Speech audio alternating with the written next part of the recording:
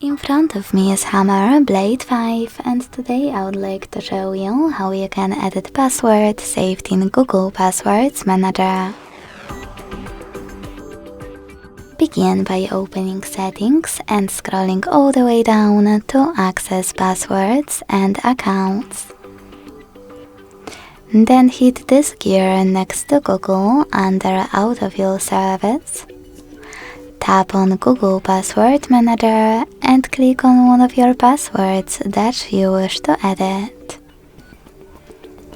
Following that, enter your current screen lock.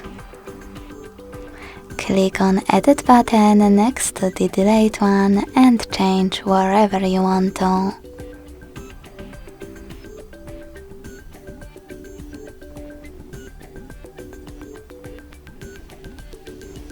Then hit Save at the top right corner.